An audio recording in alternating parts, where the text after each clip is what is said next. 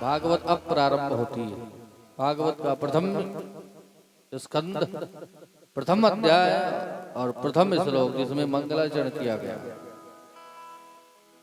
जन्माद्यस्य तोऽन्वयादितरतश्चार्थेषु भिज्ञस्वराट् तेने ब्रह्म हृदयादि कवये मुह्यन्त यद्सूरया तेजो वारिमृदां यथा विनिमयो यत्र त्रिशर्गो मृषा धाम्ना स्वेन सदा निरस्तकुहकं सत्यं परं धीमहि।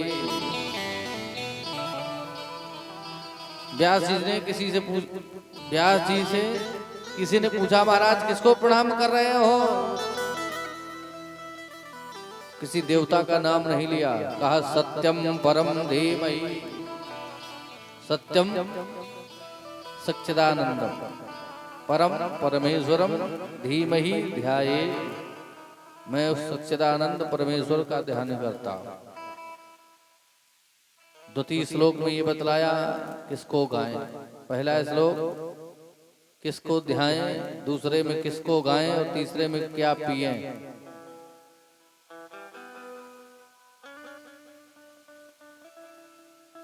सौनक आदि महात्माओं ने 6 प्रश्न किए हैं और इन्हीं 6 प्रश्नों में संपूर्ण भागवत है। पहला प्रश्न है कि कलियुगी लोगों के बुद्धि और भाग्य दोनों मंद हैं, इनके तारण तरण की व्यवस्था कैसे हो महाराज। दूसरा प्रश्न किया है कि हमारे सनातन धर्म में शास्त्र बहुत है, शास्त्रों का सार क्या है। तीसरा प्रश्न है भगवान बार बार अवतार क्यों लेते हैं। चौथा प्रश्न है अगर भगवान ने अवतार लिए तो कितने अवतार लिए। पांचवा प्रश्न है मानव जीवन का लक्ष्य क्या है। और अंतिम छठा प्रश्न है कि जब भगवान इस धराधाम को छोड़ के जाते हैं तो धर्म किसकी शरण में जाता है। इन्हीं 6 प्रश्नों में संपूर्ण भागवत है। सबसे पहले सूत जी महाराज ने अपने गुरु भगवान का स्तवन किया, स्तुति की। किसकी? सुखदेव भगवान। प्रेम सुनो सुखदेव भगवान की। और इसके बाद कथा कहना प्रारंभ किया। बोले सुनो, द्वापर के अंत में वेद व्यास भगवान का अवतार हुआ। यह भगवान के कला अवतार है।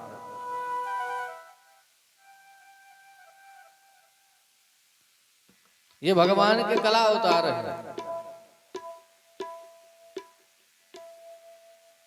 इन्होंने विचार किया कलियुगी प्राणियों का तारण तरण कैसे होगा, तो एक वेद के 4 भाग कर दिए। फिर भी संतुष्टि नहीं मिली तो 5वां वेद महाभारत लिखा। फिर भी संतुष्टि नहीं मिली तो 17 पुराण लिख डाले। फिर भी संतुष्टि नहीं मिली तो खिन्न मन होकर के बैठ के क्या करें। उतने में नारद जी महाराज आ गए। नारद जी ने सारा हाल बताया नारद जी को। नारद जी ने कहा सुनो, जितनी भी रचनाएं तुमने की हैं इनमें अपनी विद्वता ज्यादा दिखलाई है। अरे कोई ऐसा चरित्र लिखो जिसमें भगवान के भक्तों का चरित्र हो, भगवान की जो बाल लीलाएं हो, ऐसा होना चाहिए।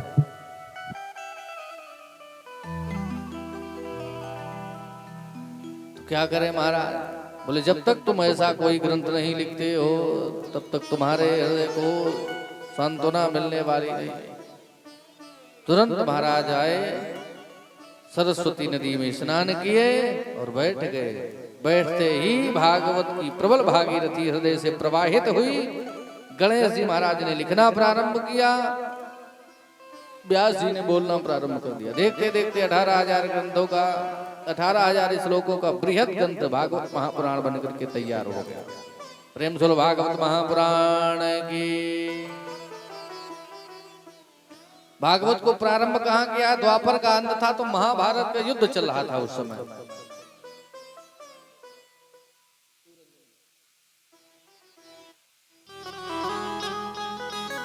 तो भागवत को वहीं से लिया।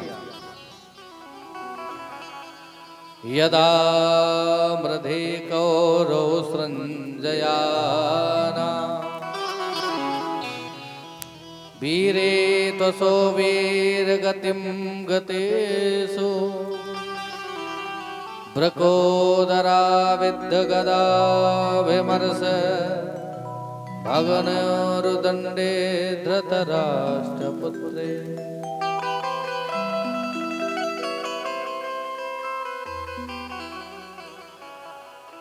यदा मृधे कौरव संजयारा।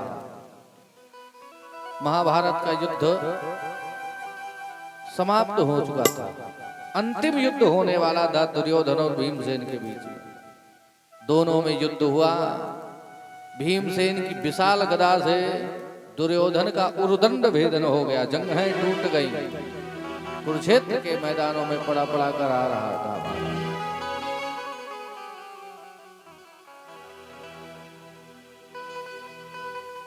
पांडव विजय का शंखनाद करते हुए महाराज अट्टहास करके चल दिए।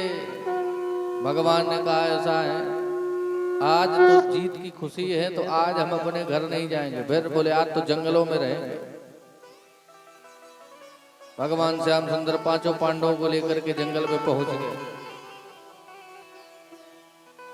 और इधर अश्वत्थामा आया दुर्योधन के पास में और कहा मित्र बुरा मत मानना, तुमने जितने लोगों को सेनापति नियुक्त किया वो हृदय से जीत पांडवों की चाहते थे। चाहे पितामह भीष्म हो अथवा मेरे पिता द्रोणाचार्य हो और या तुम्हारा मित्र कर्ण हो। तुमने अगर एक बार भी मुझे अवसर दिया होता तो मैं गारंटी से कहता उन पांचों में से एक भी जीवित नहीं बचता। दुर्योधन ने कहा बस मुझे इसी बात का कष्ट है। क्या मैं 100 भाई था, सब मारे गए और वो 5 थे, 5 में एक पर भी आंच नहीं आई। बताओ मित्र तुम मेरे लिए क्या कर सकते हो। अश्वत्थामा ने जैसे ही कहा क्या चाहते हो, बोले हम इतना चाहते हैं कि भीमसेन ने हमारे सभी भाइयों का वध किया है, तुम उनका सर लाके हमको दे दो। चल दिया महाराज। रात्रि के समय जाकर के शिविर में प्रवेश कर दिया। इधर जैसे ही शिविर में प्रवेश किया तो भगवान तो जितने भी पांडव थे सबको ले गए जंगल में। द्रौपदी के 5 पुत्र थे जो पांचों पांडवों से उत्पन्न थे और दिखने में सब अपने पिता के समान थे। सब अपनी पिता की सैया पर लेट गए पांचों जाकर के। अश्वत्थामा आया। रात्रि में इसको ये न समझ में आया महाराज पांडव है या पांडु पुत्र है। पांचों के गर्दनें उतार ली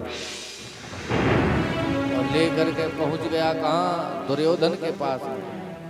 दुर्योधन से कहा तुमने कहा था कि भीमसेन का सर लाना, मैं भीम का नहीं 5 भाइयों के सर ले आया। बड़ा प्रसन्न हुआ दुर्योधन, लाओ भीमसेन का सर दो जरा। और जैसे ही भीमसेन के सर को दबाया फट गया सर। दुर्योधन ने विचार किया 10,000 हाथियों का बल लगने वाला भीमसेन का सर इतनी आसानी से कैसे फट गया। ठीक से जब सरों को देखा तो देखा ये पांडवों के नहीं पांडु कुमारों के सर हैं। तुरंत महाराज अश्वत्थामा को अपशब्द कहे और कहा तुरंत मेरी नजरों से दूर हो जाओ। और जब अश्वत्थामा को लगा तो महाराज पांडु नहीं पांडु कुमारों के सर है। विचार किया अर्जुन तो हमको जीवित छोड़ेगा नहीं। बाग खड़ा हुआ वहां। इधर प्रातः काल हुआ और जैसे ही पांचाली शिविरों में पहुंची तो रक्त रंजित सब पड़े हुए थे, सर गायब थे। ऐसे चित्कार के रोने लगी माता शिशूनाम निधनम सुतानाम निशम्य घोरम परितप्यमाना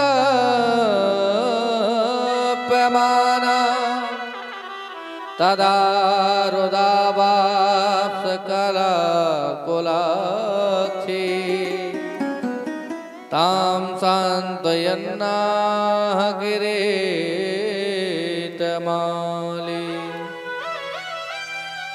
चित्कार उठी द्रौपदी।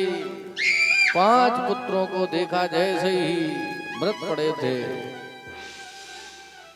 तब तक महाराज माधव भी लेकर के अर्जुन को आ गए साथ में। अर्जुन ने देखा, द्रौपदी से कहा परेशान मत हो, जिसने भी तुम्हारे पुत्रों का वध किया है मैं गांडी उठा करके ये प्रतिज्ञा करता हूं कि उसको मृत्यु दंड दूंगा। भगवान से कहा प्रभु आप हमारा रथ तैयार करो। भगवान ने तुरंत घोड़ों की बागडोर संभाली और रथ अश्वत्थामा के पीछे लगा दिया।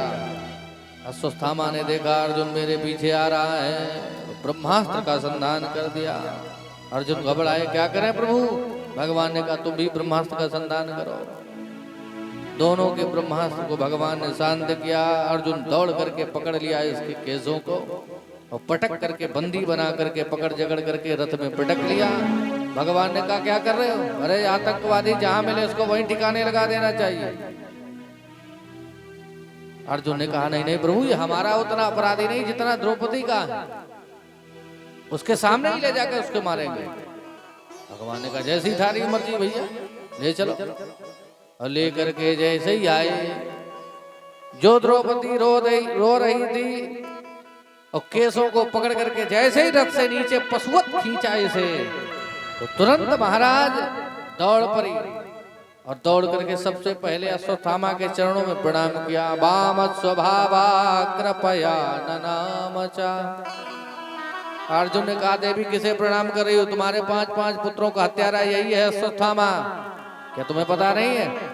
द्रौपदी ने कहा हमको पता है, लेकिन शायद आप भूल रहे हो ये ब्राह्मण है और फिर तुम्हारे गुरु का पुत्र भी है।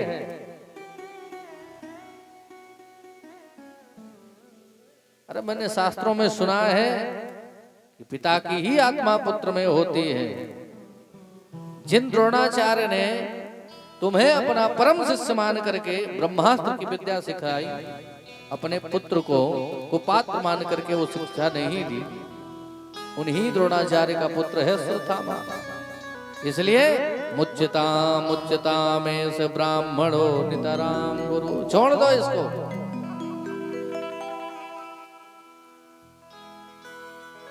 अर्जुन ने कहा देवी तुम तो कह रही हो उसे छोड़ दो, लेकिन मेरी प्रतिज्ञा का क्या होगा? अरे मैंने गांडी हाथ में उठा करके प्रतिज्ञा की थी कि आपके सामने इसका वध करूंगा। कोई माता ऐसी नहीं हो सकती है जिसके 5 पुत्रों का वध हुआ हो और मारने वाला सामने खड़ा हो फिर भी कह दे छोड़ दो। द्रौपदी के 5 पुत्र मारे गए और मारने वाला अश्वत्थामा सामने खड़ा फिर भी कह रही छोड़ दो इसे। इसीलिए भगवान श्याम सुंदर सबसे अधिक प्रेम करते थे द्रौपदी को। भगवान की बहन है द्रौपदी, इसलिए कृष्णा कहते थे प्रेम से। द्रौपदी के पास उसकी वाणी में धर्म है, न्याय है, करुणा है, निष्कपटता है, सब कुछ है। द्रौपदी ने कहा अर्जुन से आप कह रहे हो कि इसका वध कर दो। अरे इसकी मां के ऊपर क्या बीतेगी तुमको पता है? जिसका पति मारा गया हो, पुत्र भी मारा जाए, उस मैया का हाल क्या होगा? मारोदी दस्य जननी गौतमी पति देवता यथा अमृतवत्सार्था रोदम्यास्त्रमुखी मोह। अरे मेरे 5 बेटा मारे गए हैं, लेकिन 5 पति तो जीवित हैं। लेकिन इसकी मैया गौतमी का क्या हाल होगा जब द्रोणाचार्य भी मारे जा चुके हैं और अश्वत्थामा भी मार दिया जाएगा, तो उसका क्या हाल होगा? एक माँ की पीड़ा एक माँ ही समझ सकती है। इसलिए तुरंत कह दिया इसे छोड़ दो। जब बार बार कहा छोड़ दो इसे, महाराज धर्मराज युधिष्ठिर ने भी कहा द्रौपदी सही कह रही है, छोड़ दो इसे। अब द्रौपदी और धर्मराज युधिष्ठिर दोनों कह रहे छोड़ दो। भीमसेन ने कहा तुम सब छोड़ दो, लेकिन मेरी गदा के द्वारा ये बचेगा नहीं।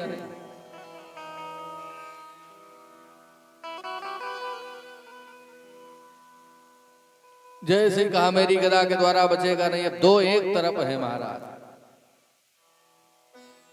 दो कह रहे हैं छोड़ दिया जाए, धर्मराज युधिष्ठिर और द्रौपदी, और दो कह रहे हैं मार दिया जाए, भीमसेन और अर्जुन।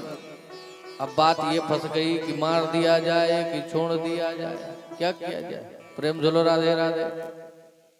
अच्छा आप लोग राधे राधे भी नहीं बोलते हैं? बोला करो थोड़ा, धीरे से बोलो, अच्छा राधे राधे, शर्म लगती।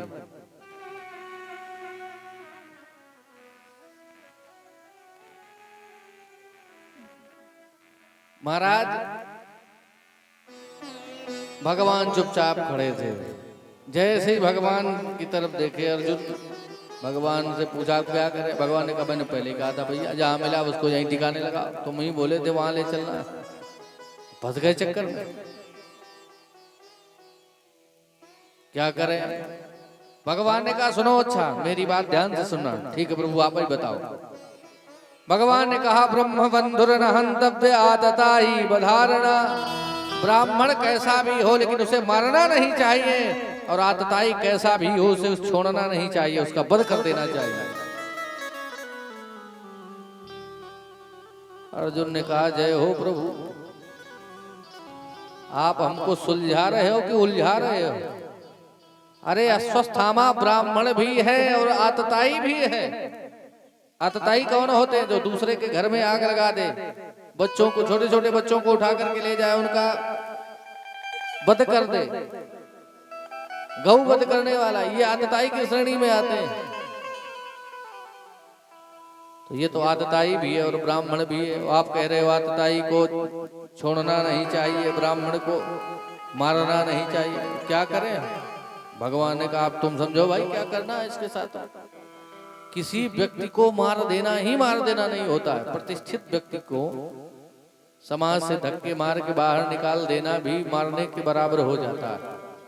कोई सम्मानित व्यक्ति हो और उसका अपमान कर दिया जाए, तो मारने से तो एक ही बार मरेगा, लेकिन अपमान करके अगर निष्कासित कर दिया तो जब जब सोचेगा तब तब मरेगा।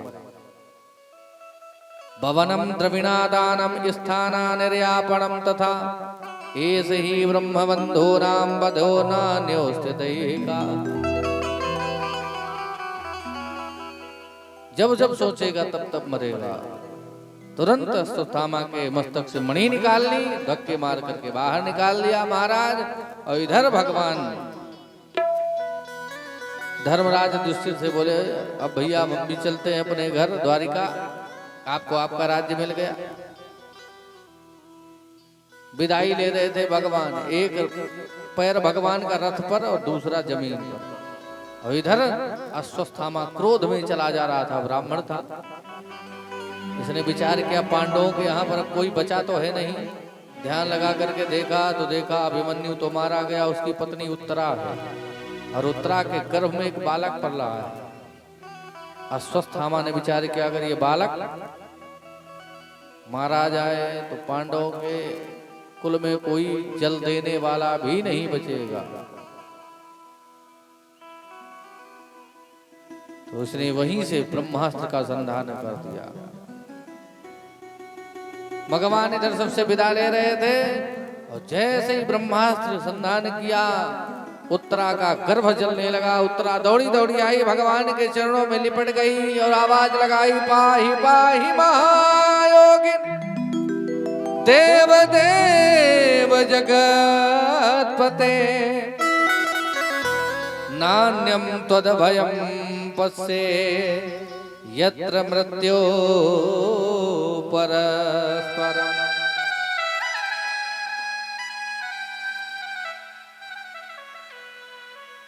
उत्तरा ने, इतने लोग वहां पर खड़े थे लेकिन किसी के पास नहीं गई। सबसे पहले भगवान के चरणों में जाकर के कहा नान्यम तदभयम पश्ये, न अन्यम, आपके सिवा ठाकुर जी में किसी अन्य को जानती ही नहीं। क्यों? क्योंकि भगवान की शरणागति कभी व्यर्थ नहीं जा सकती है। सांसारिक प्राणी के पास में जाओगे तो वो पहले तो तुम्हारी सुनेगा और जब तुम चले जाओगे तो बाद में हंसी उड़ाएगा। इसलिए किसी के पास न जाओ, कभी कष्ट आए भगवान के पास में जाओ।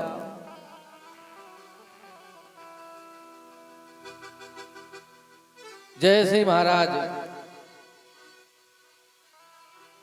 उत्तरा आई, भगवान ने तुरंत अंगुष्ठ मात्र का रूप बनाया, उत्तरा के गर्भ में प्रवेश किए और उसके शिशु की रक्षा की। उत्तरा से पूछा आप कोई कष्ट? उत्तरा कुछ न बोल पाई महाराज। नेत्र सजल हो गए, कंठ अवरुद्ध हो गया और मानो मन ही मन भगवान से कहने लगी, महाराज जितना आपने मेरे साथ किया है इसका कर्जा तो हम जिंदगी भर नहीं उतार सकते। उत्तरा ने कहा, प्रभु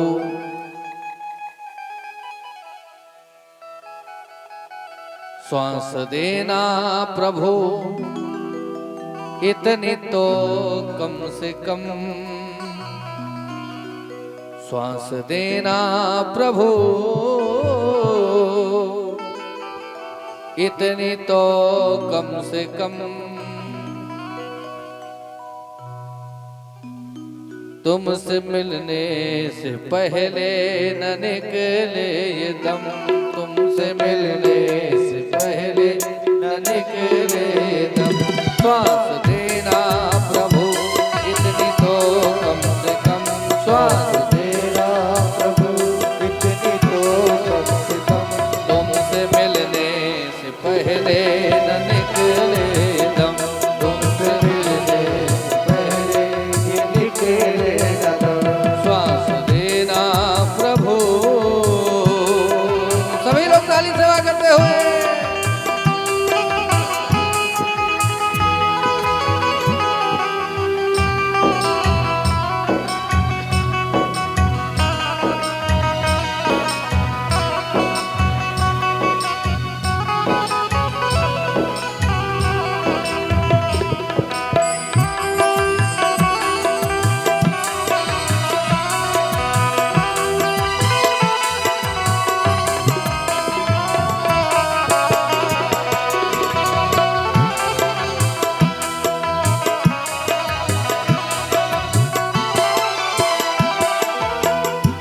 जो चलाता है ये सारे संसार को, जो चलाता है ये सारे संसार को, मैं भी कर लूं जरा उसका दीदार तो, मैं भी कर लूं जरा उसका दीदार तो।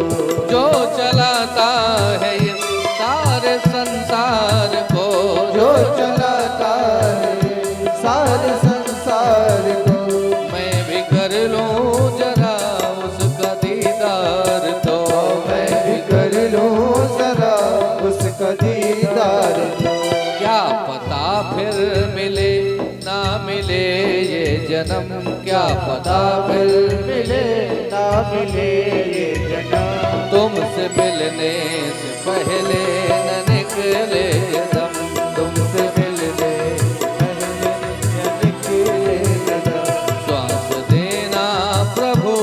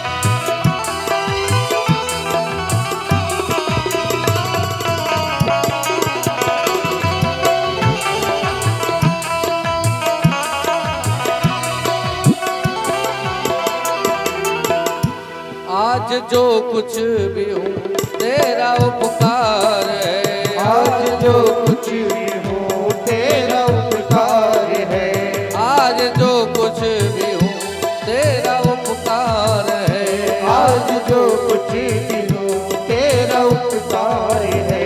मेरे जीवन का एक तू ही आधार है, मेरे जीवन का एक तू ही आधार है।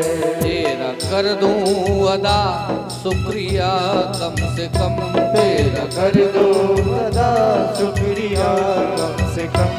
तुमसे मिलने से पहले न निकले दम, तुमसे मिलने निकले दम। श्वास देना प्रभु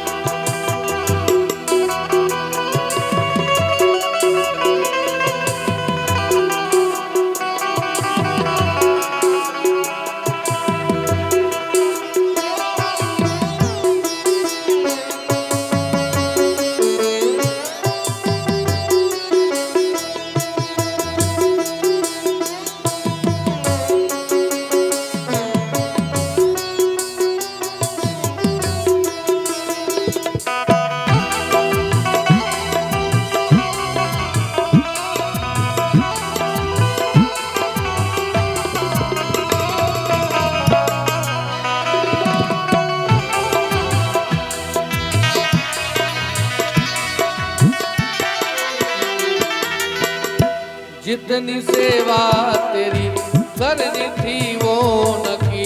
जितनी सेवा तेरी करनी थी वो न की। मुँह दिखाने के तुझको मैं काबिल नहीं। मुँह दिखाने के तुझको मैं काबिल नहीं। जितनी सेवा तेरी करनी थी वो न की। जितनी सेवा तेरी करनी थी वो न की।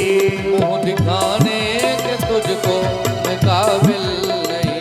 मुँह दिखाने के तुझको मैं काबिल नहीं। फिर भी मुझको यकीन तू करेगा रहम। फिर भी मुझको यकीन तू करेगा रहम। तुमसे मिलने से पहले न निकले दम। तुमसे मिलने से पहले ये निकले दम। श्वास देना प्रभु इतनी तो कम से कम। श्वास देना प्रभु इतनी तो कम से कम। तुमसे मिलने से पहले न निकले दम। तुमसे मिलने से पहले न निकले दम। तुमसे मिलने से पहले न निकले दम। तुमसे मिलने से पहले न निकले दम। श्वास देना प्रभु इतनी तो कम से कम। श्वास देना प्रभु इतनी तो कम से कम। तुमसे मिलने से पहले न निकले दम। तुमसे मिलने से पहले न निकले दम। तुमसे मिलने से पहले न निकले दम। तुमसे मिलने से पहले न निकले दम। तुमसे मिलने से पहले न निकले दम। तुमसे मिलने से पहले न निकले। प्रेम सुर भक्त वत्सल भगवान की जय। उत्तरा की जय से ही सारी व्यथा को दूर किए भगवान। उत्तरा तो कुछ नहीं कह पाई। तुरंत कुंती ने जा करके भगवान के चरण पकड़ लिए। भगवान खड़े हो गए। अरे बुआ क्या कर रही हो? प्रणाम तो मुझे करना चाहिए आप। ये उल्टी गंगा कैसी बार है? कुंती बुआ ने कहा है कन्हैया चुप रहो बिल्कुल। आज तक मैंने जब जब तुम्हें ये सोचा, ये देखा कि ये तुम परमात्मा हो और तभी तुम प्रेम से हमको एक बार कह देते थे बुआ, तो हमको लगता था हमारे भैया और भाभी का बेटा ही तो है, हमारा भतीजा है। लेकिन आज हम बोलेंगे आप सुनोगे। भगवान ने कहा जैसी आपकी मर्जी बुआ जी, आप ही बोल दो। कुंती मैया ने 26 श्लोकों में स्तुति गाई है भगवान की। नमस्ते पुरुषम त्वाद्यम ईश्वरम प्रकृते परम अलक्षम सर्वभूतानाम अंतर्बहिर्वस्थितम् माया जवनिका चन्नम अज्ञान दोक्षजमाप्ययम् न लक्ष्यसे मूढ़दृशाम नटो नाट्यधरो यथा तथा परमहंसानां मुनीनां अमलात्मनः भक्ति योग विधानार्थं कथं वसेमे स्त्रिया कृष्णाय वासुदेवाय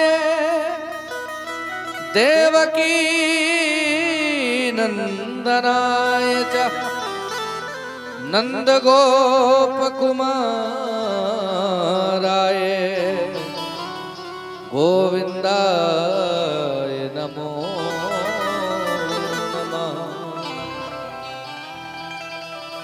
सुंदर सी स्तुति गाई 26 श्लोकों में। 4 श्लोक मैंने आपको सुनाए। भगवान ने पूछा, बुआ किसको प्रणाम कर रही हो, भतीजे को? कुंती मैया ने कहा, नहीं, नमस्ते पुरुषम त्वाद्यम ईश्वरम प्रकृति परम। जो प्रकृति से परम पुरुष है मैं उसको प्रणाम कर रही हूं। रहता कहाँ है वो?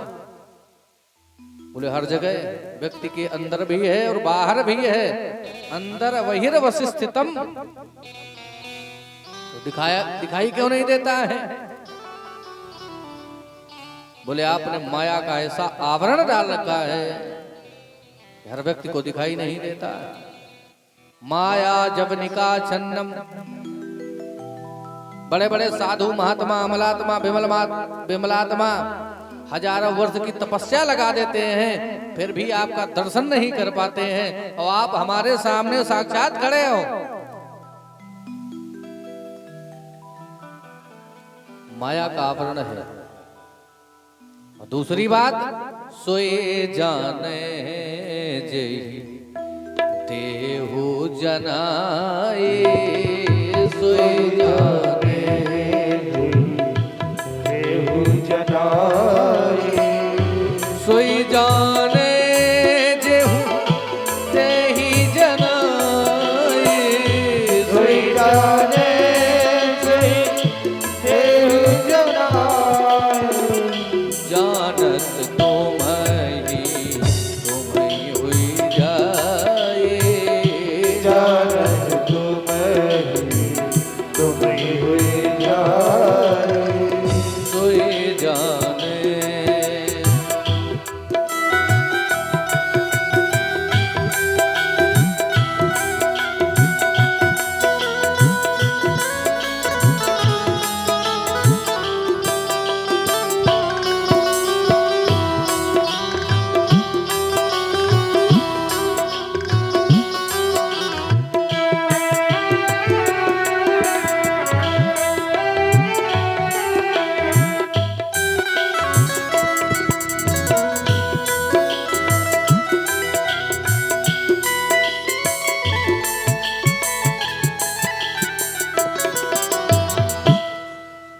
सोई जाने जेहु देहि जनाई। आप जिसे जनाना चाहते हो प्रभु आपको वही जान पाता है। बड़े बड़े साधु महात्मा हजारों वर्ष की समाधि में आपका ध्यान करते हैं, फिर भी महाराज आपके पदनक चंद्रिका का दर्शन नहीं प्राप्त कर पाते। और आप मेरे सामने खड़े हो, फिर भी मेरी बुद्धि देखो। कृष्णाय वासुदेवाय देवकी नंदनाय चा। हम अपने भैया वसुदेव और देवकी का बेटा ही समझ रही तुम्हें। नंद गोप कुमाराय, ब्रजवासियों के मित्र समझ रही हैं। गोविंदाय नमो नमः। और आप तो महाराज परम पुरुष परमात्मा। भगवान मुस्कुराते हुए बोले, बुआ अब हमको भगवान बनाई दिया है तो कोई वरदान मांग लो। कुंती मैया ने क्या मांगा है, संसार का कोई प्राणी ये मांग नहीं सकता। क्या मांगा? कुंती मैया ने कहा, अगर आप हमको गोविंद देना ही चाहते हो तो विपदा संतु न सस्वत तत्र तत्र जगत गुरो भवतो दर्शनम यस्या अपुनर्भवदर्शनम।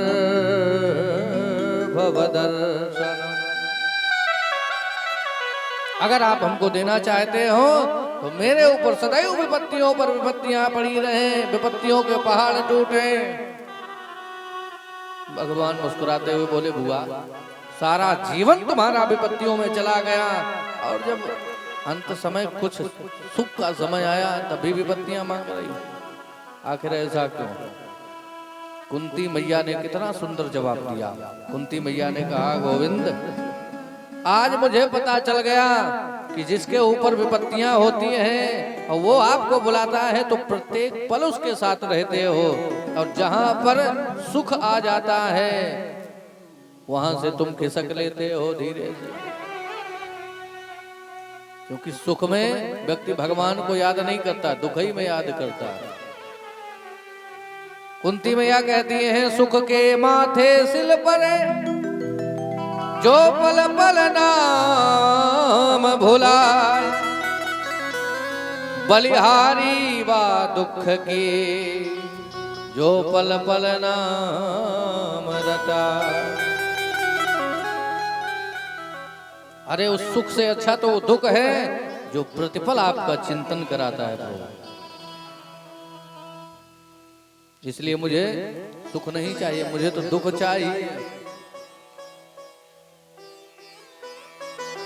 भगवान ने कहा बुआ मेरी झोली में दुख तो है ही नहीं,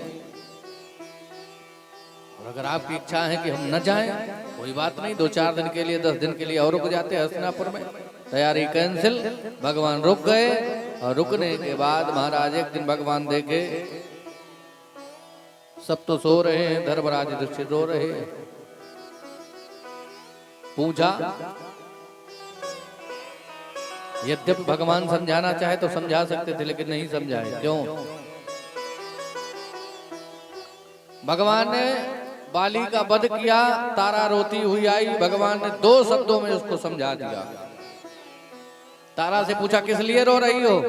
अगर तुम अपने पति के लिए रो रही हो, पति तो तुम्हारा ये पड़ा, ले जाओ इसको।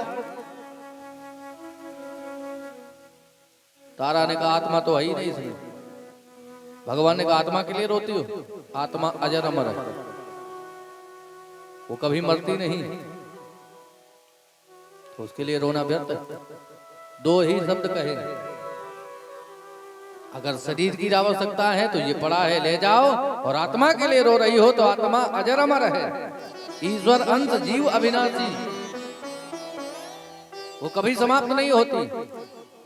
उतने में समझा दिया। यहाँ भी भगवान समझाना चाहे तो समझा सकते थे, लेकिन नहीं समझाए। कहाँ पहुंच गए? पांडवों को लेकर के पितामह भीष्म के पास, जो अभी भी बाणों की सैया पर लेटे थे। पितामह भीष्म ने जैसे ही देखा अर्जुन ने प्रणाम किया। अर्जुन से पूछा ये बताओ भाई वो नहीं आया? अर्जुन ने कहा कौन प्रभु? पितामह भीष्म ने कहा अगर एक रिश्तेदारी हो तुम्हारी तो गिनाए, तुम्हारे तो अनेक संबंध है उससे। यम मन्यसे मातुलेयम प्रियम मित्रम सुहद्रमम अकरो सचिवम दूतम सौहृदा तथ सारथिम। तुम्हारे मामा का बेटा भी है, तुम्हारा प्रिय भी है, तुम्हारा मित्र भी है, तुम्हारे सचिव भी है, तुम्हारे सारथी भी है, तुम्हारे दूत भी है, और तुम्हारे साले भी हैं। कितने रिश्ते हैं, एक हो तो गिनाए। भगवान ने जैसे ही सुना तो सामने आए। पितामह भीष्म से कहा अरे हमको बुला रहे हो क्या? मुस्कुराते हुए पितामह भीष्म बाणों की सैया पर लेटे लेटे बोले प्रभु जब आए हो तो सामने क्यों नहीं आते हो? तुम जानते हो हम इधर उधर हिल डुल नहीं सकते, तो तुम ही सामने खड़े हो जाओ थोड़ी देर। आ गए दादाजी, अब बताओ। बोले बस एक विनती है। क्या? अभी तक हमने तुम्हारा इंतजार किया है, अब आप हमारा इंतजार करो। जब तक हम जाएंगे नहीं तब तक आप ऐसे ही खड़े रहो। भगवान का मुंह लटक गया, ये तो इच्छा मृत्यु की वरदानी है। 2-4 महीने के लिए अगर तैयारी कैंसिल कर दी तो हमको यहीं खड़ा रहना पड़ेगा। तो जैसे मुंह लटका के खड़े हुए, तुरंत कहा देखो ऐसा लटका लटकाया मुंह हमको नहीं चाहिए। फिर सदैव देवो भगवान प्रतीक्षिता कलेवरम यावदिदं विनोम्यहम् प्रसन्नहासारुणलोचनोलसन् मुखाम्बुजो ध्यानपतश्चतुर्भुजा। कैसे खड़े हो? बोले प्रसन्न हासारुणलोचनोलसन्, माधव की मधुर मधुर मुस्कान हो। अब आप परेशान मत हो प्रभु, आपकी मुस्कान पर ही सब लुट जाते हैं। भगवान के नेत्र और भगवान की मुस्कान। बिहारी जी के मंदिर में जाओ हर 10 मिनट में पर्दा गिरता है, क्योंकि ज्यादा देर अगर बिहारी जी किसी को देखेंगे महाराज तो उसके दीवाने हो सकते हैं, या तुम ज्यादा देर उनको देखोगे तो वो तुम उनके दीवाने हो जाओगे। बहुत बार ऐसा हुआ।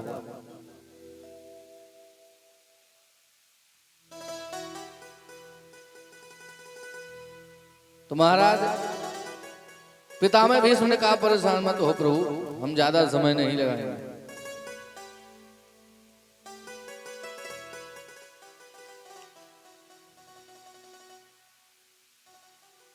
भगवान की तरफ देखते गए और अनेक धर्मों का निरूपण करते गए धर्मराज युधिष्ठिर को। दान धर्मान, राज धर्मान, मोक्ष धर्मान, विभाग स्त्री धर्मान, भगवत धर्मान, समासभ्य संयोगता, विविध प्रकार के धर्मों का निरूपण किया और अंत में कहा सुनो, सबसे बड़ा धर्म यही है क्या, आत्मनः प्रतिकूलानि परेशान न समाचरे, जो व्यवहार तुमको अच्छा ना लगे वही दूसरे के साथ करना बंद कर दो। सबसे बड़ा धर्म यही है। लेकिन व्यवहार में ऐसा ही होता है, हम किसी को कुछ कह दें तो बड़ी अच्छी बात है, पलटा के हमको जवाब दे दे तो हमको बड़ा बुरा लग जाता है। जब तुमको बुरा लग जाता है तो दूसरे से ऐसी बातें ही मत करो।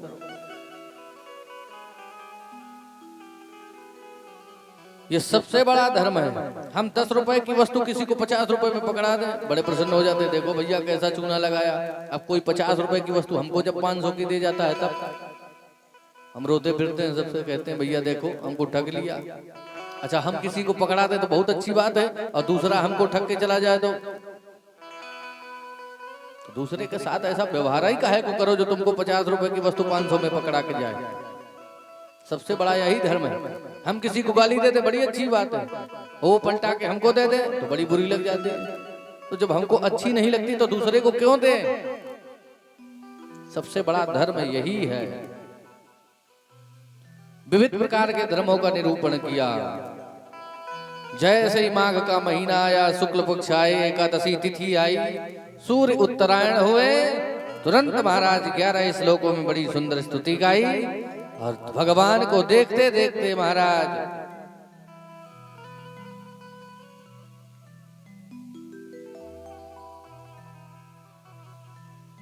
पितामह भीष्म कुरुक्षेत्र के मैदानों में अपने प्राणों का परित्याग किया। देखो, राम और कृष्ण में कोई ज्यादा विशेष अंतर नहीं, दोनों में कोई विशेष अंतर नहीं है।